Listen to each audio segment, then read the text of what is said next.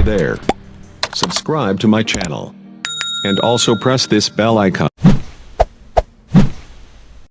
سرکار نظام ملت رحمتاللہ تعالی علیہ کو حضور سرکار بڑے پیر غوث اعظم رضی اللہ تعالی عنہ سے بے پناہ محبت اور عقیدت تھی.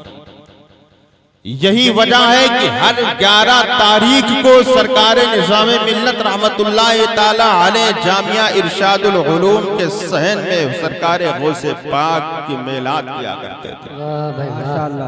آپ کی عظیم محفل منعقد کیا کرتے تھے اور بڑے ہی ادب و احترام اور عقیدت مندانہ طور پر سرکار غوث پاک کی مجلس پاک میں آپ شرکت بھی فرمایا کرتے تھے. سبحان اللہ.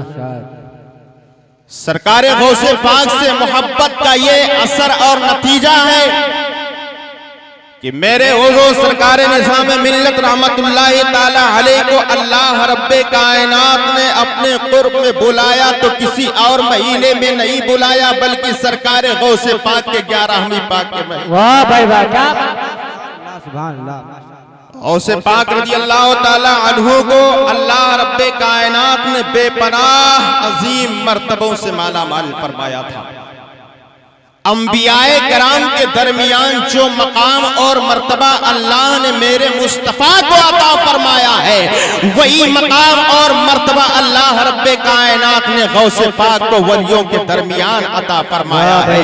جو مرتبہ اللہ نے میرے حضور کو انبیاء کے درمیان عطا فرمایا ہے وہی مقام اور مرتبہ غوث پاک کو اللہ تعالیٰ نے نبیوں کے ولیوں کے درمیان عطا فرمایا ہے. اللہ رب کائنات نے سرکار غوث پاک رضی اللہ تعالی عنہ وارضاہ عنہ کو وہ مقام اور مرتبہ عطا فرمایا تھا. آپ کو وہ تصرف و اختیار عطا فرمایا تھا. آپ کو وہ پاور عطا فرمایا تھا کہ جس کی تقدیر منفی ہوتی تھی میرے غوث نظر کرم فرما دیتے تھے تو اس کی قسمت مثبت ہو جایا کرتی تھے. میرے غوث پاک نظر کرم فرما دیتے تھے تو اس کی قسمت کا ستارہ بلند ہو جاتا تھا. اس کی قسمت کا ستارہ چمک اٹھتا تھا. اس کی زندگی میں انقلاب پیدا ہو جاتا تھا. اس کے بگڑے ہوئے کام بنتے اور سمرتے ہوئے نظر آیا کرتے تھے. آؤ دیکھو اللہ رب کائنات نے سرکار غوث پاک شیخ عبدالقادر جیلانی رضی اللہ تعالی عنہ کو کتنا بڑا تصرف اور اختیار عطا فرمایا تھا. آج دو پیر کا نادان جانور کہتا ہے جس کا نام علی یا نبی ہے اسے کسی چیز کا اختیار نہیں ہے. نادان میں تجھ سے کہنا چاہوں گا علی اور نبی کی بات میں کرنا پہلے غوث پاک کی بات کر کے تو دیکھ. اللہ نے میرے غوث کو کتنا بڑا مقام عطا فرمایا تھا. میرے غوث کو اللہ نے کتنا بڑا تصرف اور اختیار عطا فرمایا تھا. میرے غوث کے تصرف کو سمجھنا ہے. میرے غوث کے اختیار کو ملاحظہ کرنا ہے. میرے غوث کے پاور کو سمجھنا ہے تو ذہن کی حاضری چاہتا ہوں. آؤ ذہن کو حاضر کرو. میں آپ کو بتاؤں کہ میرے غوث کو اللہ نے کتنا بڑا تصرف و اختیار اور پاور عطا فرمایا تھا. اٹھاؤ بغداد شریف کی تاریخ اور پڑھو بغداد شریف کی ہسٹری تو آپ کو پتا چلے گا. بغداد شریف کی سرزمین پر ایک تاجر تھا جس تاجر کا نام ابو المظفر حسن بن نعیم تھا. تاجر ابو المظفر حسن بن نعیم ہے. ملک شام کا سفر کرنے کا ارادہ کرتا ہے.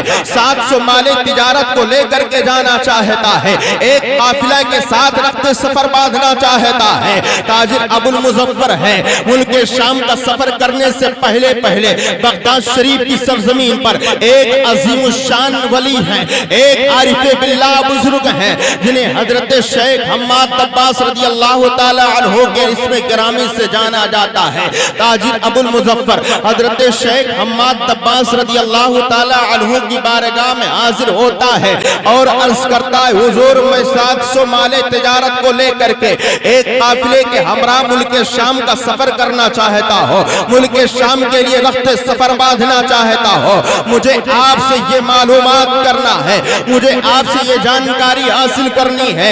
آپ سے میں پیشین گوئی سننا چاہتا ہوں کہ اس سال اگر 700 مال تجارت کو لے کر اس قافلے کے ہمراہ ملک شام کا سفر کروں گا تو ملک شام کا سفر کرنا میرے حق میں مبارک ثابت ہوگا یا غیر مبارک ثابت ہوگا؟ میرے حق میں مفید ثابت ہوگا یا غیر مفید ثابت ہوگا؟ میرے حق میں سود مند ثابت ہوگا یا غیر سود مند ثابت ہوگا؟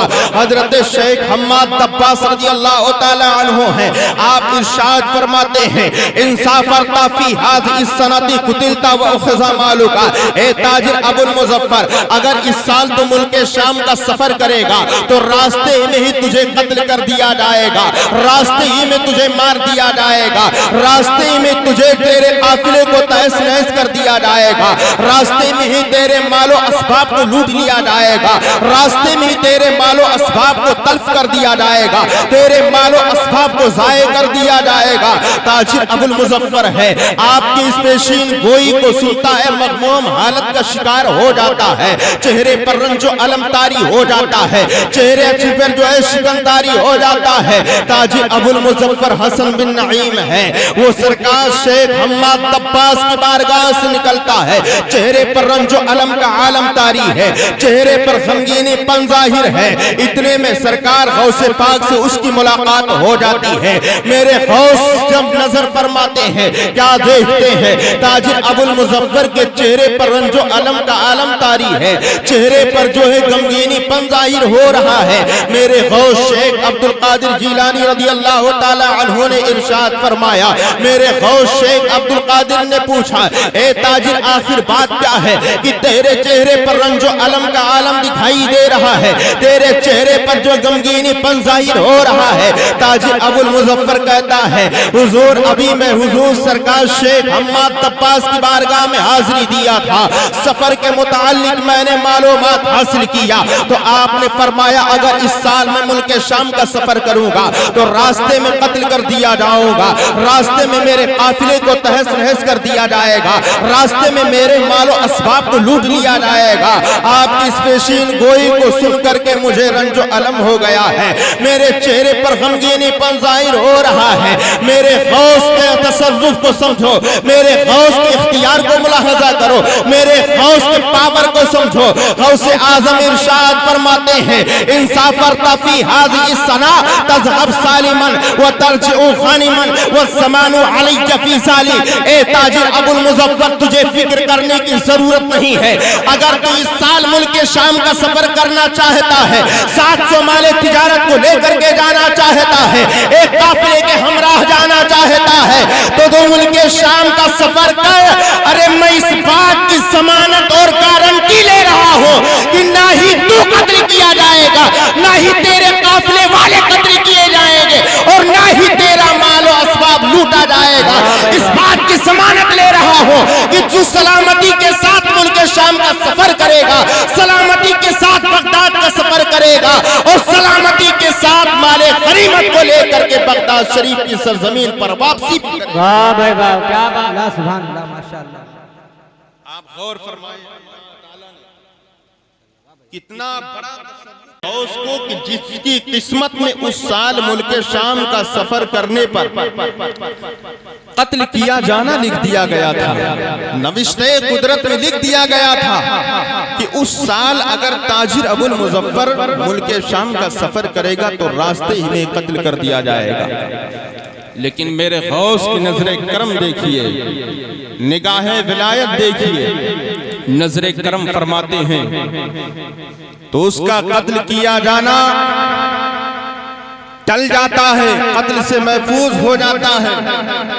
تاجر ابو المظفر شیخ عبد القادر جیلانی رضی اللہ تعالی عنہ کے ارشاد کے مطابق ملک شام کا سفر کرتا ہے، ملک شام پہنچ جاتا ہے، 700 مال تجارت کو 1000 دینار کے عوض میں فروخت کر دیتا ہے۔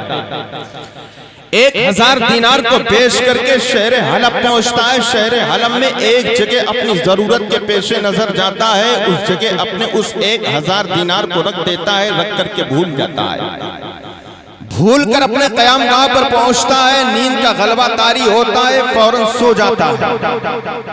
جب وہ سوتا ہے تو عالم خواب اور عالم رویا میں کیا دیکھتا ہے کہ عرب کے بدوؤں نے اس کے قافلے پر حملہ کر دیا ہے، عرب کے بدوؤں نے اس کے قافلے پر آکرمن کر دیا ہے، قافلے والوں کو قتل کر دیا ہے، خود مجھے بھی قتل کر دیا ہے۔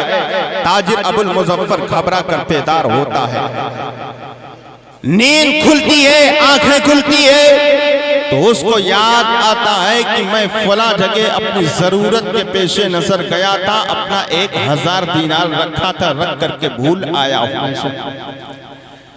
فوراً اس مقام پر پہنچتا ہے تو کیا دیکھتا ہے کہ جس حالت اور جس کیفیت میں اس نے اپنے 1000 دینار کو رکھا تھا، اسی حالت میں اسی کیفیت میں اس کا 1000 دینار رکھا ہوا نظر آتا ہے۔ اپنے 1000 دینار کو لیتا ہے، قیام گاہ پر پہنچتا ہے، قیام گاہ پر پہنچ کر کے بغداد معلیٰ کی واپسی کے لیے تیاریوں میں مصروف ہو جاتا ہے۔ بغداد شریف کی سرزمین پر پہنچتا ہے، بغداد شریف کی سرزمین پر ایک بازار ہے جس بازار کا نام سوق سلطان ہے۔ بازار سلطان میں تاجر ابو المظفر پہنچتا ہے تو شش و پنج میں مبتلا ہو جاتا ہے، فکر و خیال میں مبتلا ہو جاتا ہے، سوچنے میں مبتلا ہو جاتا ہے، سوچنے لگتا ہے کہ سب سے پہلے میں کس بزرگ کی بارگاہ میں حاضری دوں، سب سے پہلے حضرت شیخ حماد دباس کی بارگاہ میں حاضری دوں، کیونکہ انہوں نے فرمایا تھا کیونکہ وہ عمر رسیدہ کبیر السن بزرگ ہیں، یا سب سے پہلے میں حضور سرکار شیخ عبد القادر جیلانی رضی اللہ تعالی عنہ کی بارگاہ میں حاضری دوں، اس لیے کہ انہوں نے جو کچھ مجھ سے میرے سفر کے متعلق فرمایا تھا وہ ساری چیزیں حق ثابت ہوئی ہیں، وہ ساری چیزیں مبنی پر حقیقت ظاہر ہوئی ہیں۔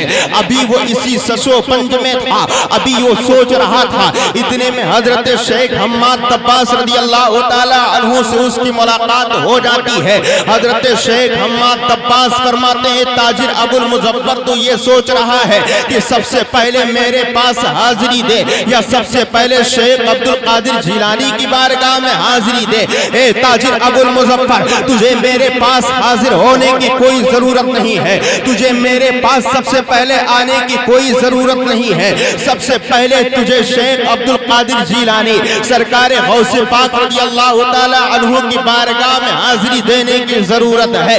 فَإِنَّهُ رَجُلٌ مَحْبُوبٌ وَقَدْ سَأَلَ اللَّهَ فِيكَ 70 مرة حتى جعل الله ما قدره عليك من القتل يقظة وما قدره عليك من ذهاب بالك وفقرك منه نسيانا فی بنابکا، اس لیے کہ وہ محبوب سبحانی ہیں، وہ قطب ربانی ہیں، وہ شہباز لامکانی ہیں، وہ قندیل نورانی ہیں۔ انہوں نے تیرے حق میں اس وقت جب تو نے ملک شام کا سفر کیا تھا تو تیرے حق میں انہوں نے 70 مرتبہ اللہ کی بارگاہ میں دعا کی ہے۔ جب انہوں نے تیرے حق میں اللہ کی بارگاہ میں دعائیں کی تو اللہ نے ان کی دعاؤں کی برکت سے تیرے قتل کے معاملہ کو خواب میں جو بدل دیا، حقیقت سے خواب میں تھوڑی دیر کے لیے تبدیل کر دیا۔ انہوں نے تیرے حق میں اللہ کی بارگاہ میں دعا کی تو اللہ رب کائنات نے ان کی دعاؤں کی برکت سے تجھے بھی قتل کیے جانے سے بچا لیا ہے، تیرے قافلے کے افراد کو بھی قتل کیے جانے سے بچا لیا ہے، اور تیرے مال و اسباب کو بھی قتل کیے جانے، تیرے مال و اسباب کو بھی ضائع ہونے سے بچا لیا ہے، تیرے مال و اسباب کو بھی تلف ہونے سے بچا لیا ہے۔ پتہ کیا چلا کہ جس چیز کے بارے میں حضور غوث اعظم رضی اللہ تعالی عنہ چاہ لیتے تھے وہ چیز غوث اعظم کی چاہتوں کی تکمیل کے مطابق ہو جائے۔ میرے غوث جب تک کہ دنیا میں باحیات تھے اس وقت تک کہ آپ اپنے حاجت مندوں کی حاجتوں کی تکمیل فرماتے رہے، اور جب آپ دنیا سے وصال فرما گئے تو دنیا سے وصال فرما جانے کے بعد بھی آپ نے اپنے حاجت مندوں، اپنے عقیدت مندوں، اپنے تمام چاہنے والوں کی چاہتوں کی تکمیل کر رہے ہیں۔ آخری بات وقت کا لحاظ کرتے ہوئے ذہن کو حاضر کرو اور حضور غوث اعظم کے دنیا سے وصال فرما جانے کے تصرف و اختیار کو سمجھو۔ بغداد معلیٰ کے نواح میں ایک شہر تھا جس شہر میں آپ کا ایک بہت بڑا معتقد، آپ سے عشق و محبت رکھنے والا، آپ سے لگاؤ رکھنے والا، آپ سے چاہت رکھنے والا شخص تھا، اس کے دل میں شوق نے انگڑائی لی، جذبہ بیدار ہوا، سوچا کہ چلو بغداد شریف کی سرزمین پر چلتے ہیں، بغداد معلیٰ پہنچ کر کے حضور غوث پاک رضی اللہ تعالی عنہ وارضاہ عنہ سے ملاقات کریں، آپ کا دیدار کریں، آپ کے زیارت سے مشرف ہو۔ آپ کا معتقد اپنے شہر سے رخت سفر بغداد شریف کے لیے باندھتا ہے، بغداد شریف کی سرزمین پر پہنچتا ہے، بغداد شریف کی سرزمین پر پہنچ کر کے میرے غوث شیخ عبد القادر جیلانی رضی اللہ تعالی عنہ کے بارے میں معلومات حاصل کرتا ہے۔ باشندگان بغداد آپ کو بتاتے ہیں، آپ کے معتقد کو بتاتے ہیں کہ حضور غوث اعظم تو دنیا سے وصال فرما چکے ہیں، دنیا سے آپ رحلت فرما چکے ہیں۔ آپ کا معتقد جب آپ کے وصال کی خبر سنتا ہے، آپ کے وصال کی خبر اسے معلوم ہوتا ہے، کبیدہ خاطر ہو جاتا ہے، مغموم حالت میں ہو جاتا ہے، دل میں سوچتا ہے کاش آپ سے آپ کی حیات ظاہری میں ملاقات ہو گئی ہوتی تو کتنی اچھی بات ہوتی، آپ سے آپ کی حیات ظاہری میں ملاقات ہو گئی ہوتی تو میرے لیے کتنی خوش قسمتی کی بات ہوتی، آپ سے آپ کی حیات ظاہری میں ملاقات ہو گئی ہوتی تو میں آپ کے ہاتھ پر اپنے ہاتھ کو رکھ کر کے شرف بیعت حاصل کر لیتا، آپ کے سلسلے عالیہ قادریہ میں داخل سلسلہ ہو جاتا۔ آپ کا معتقد اپنے دل میں خیال کرتا ہے، پھر سوچتا ہے چلو آپ کا وصال ہو گیا ہے تو کوئی بات نہیں ہے، آپ کی رحلت ہو گئی ہے تو کوئی بات نہیں ہے، آپ سے آپ کی حیات ظاہری میں ملاقات نہ ہو سکی تو کوئی بات نہیں، بغداد شریف کی سرزمین پر حاضری ہو ہی گئی ہے، آپ سے آپ کی حیات ظاہری میں ملاقات نہ ہو سکی تو چلو آپ کے مرکز انور ہی پر حاضری دے کر فاتحہ خوانی کا شرف حاصل کر لو۔